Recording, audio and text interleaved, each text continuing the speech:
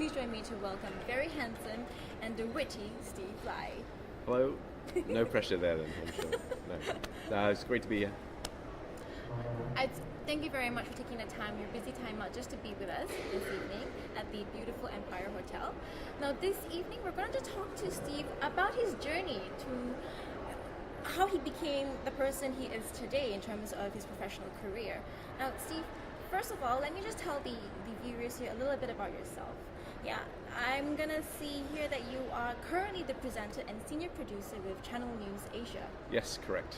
Tell us a little bit about that. What's it like being a presenter and a senior producer with Channel News Asia in Singapore? It's a lot of fun. It's changes every day. I'm working on quite a few different news programs that happen throughout the day. One at 12 o'clock is a 1 hour show, general news and business news as well.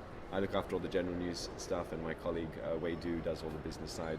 And then I have like a series of half-hour news bulletins throughout the afternoon. So I get to sort of keep track of all the day's big stories as they sort of unfold throughout the day, Monday to Friday. So it's quite an interesting, definitely an interesting job. Yeah, I believe so too, because couple of things that you've done for Channel News Asia is also do big coverages like the London Olympics and so much more. Can you tell us what it's like to cover such international news like that?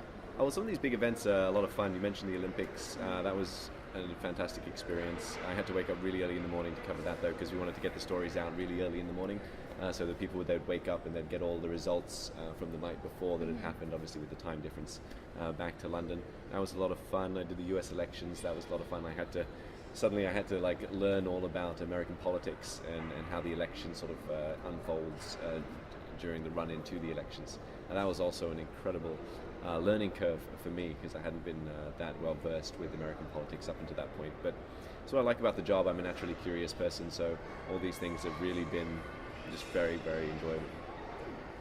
Steve is a Bruneian. He's mentioned a lot about going back to Brunei and things like that, and that's what we're really interested in. I'm really interested to find out as well. Like getting to Singapore and getting all these opportunities must be, I don't think it was an easy journey for you. Tell us how it all started, like the move. And the move to Singapore, yeah. Well, I grew up in Brunei. I mean, Brunei's home. My dad's from Brunei. I'm back in Brunei now, as it happens. So. Yeah, as a day. It's for work. It's life leads you in funny places. But how did it start? My wife is brilliant. She's absolutely fantastic, and she got offered a job in Singapore. And it was at a time in our lives, we were in our late 20s, early 30s. And it was just an opportunity that we thought we shouldn't miss out on. And despite not knowing what I was going to do when we got to Singapore, something told me that you need to figure that out. Like, if we went there and we had a go at it and it didn't work, then what would happen? We would have come back to Brunei and we would have lived very happy lives. And pick things up from there. Yeah, and pick things up where we left off. We have a great bunch of friends here that we love to see when we come back, and obviously both our families are here. I wasn't talking about you. You too. From my point of view, you were pretty much yourself, and it doesn't matter whether it's serious or whether you're funny. But I think for me, it's just being yourself that got you far. Yeah, well, a lot of trying. I think a lot of trying and failing and trying again. Wait, talk about failing a little bit more. You mentioned to me earlier that you had to go through a couple of auditions, but you had received a number of rejections as well. Yeah, totally. Some of us would probably stop at but it's number.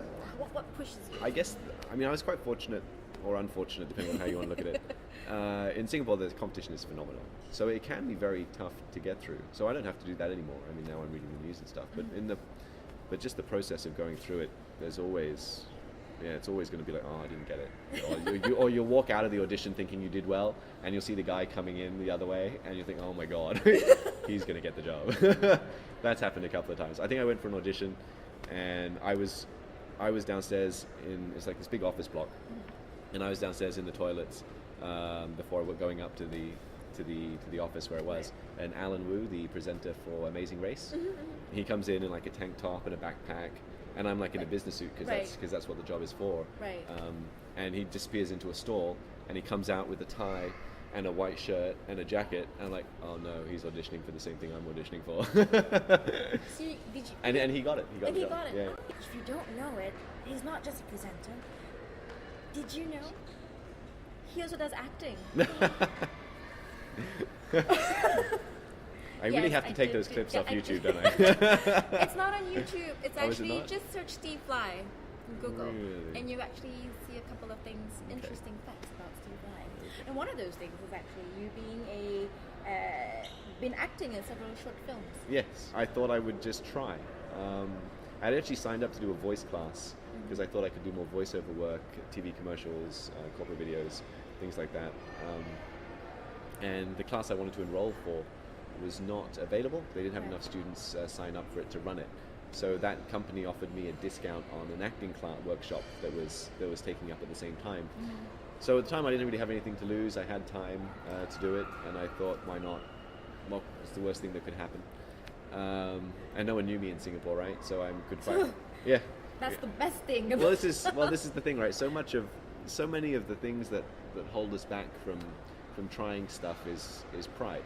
It's you don't want to look The stupid. ego. Yeah, your ego. You don't want to look stupid. You don't want to fail. You don't want to suck. You don't want people that you know to think that, oh, you're going to try that. You know that it's like, because it might be something that's a completely different part of your life, right? But it That isn't, they- is it? We're all that. We Yeah, have to but- fail at one Yeah, point. and it was so it was an opportunity just to try something new, and I actually quite enjoyed it. We're actually going to end with an activity just for you. Oh my gosh, you're gonna have to make me think, are you? No, it's not going to be a thinking. It's more of Okay. a being in someone else's shoes kind of. Oh, right, wow, Right. okay. The first thing we're going to do is you've done accents before. That's what you did in an audition, right? You Oh did a yes, couple of I did accents. do an accent of some description. Do those accents. Say a couple words in those accents, and my job is to really guess what those accents. Oh, so you're are. not going to know what they are?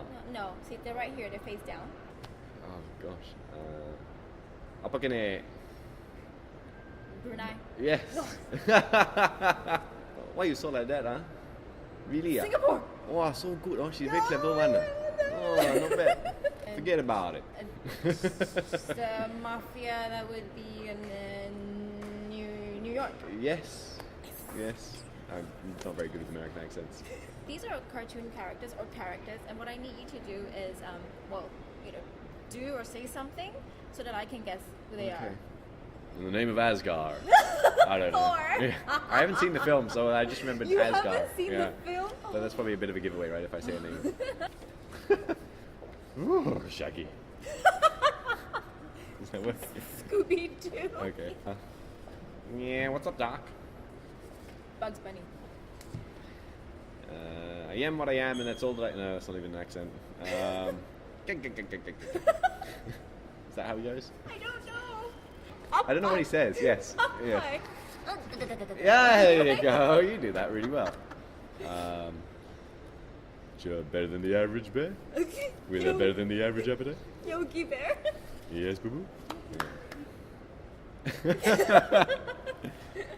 I don't know. It's beyond my register. I'm far too low.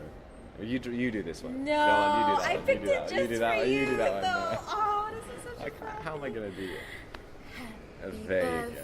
birthday, Mr. President. And you do that so much better. So much better. Anyway, thank you very much for your time. I hope you guys enjoyed that.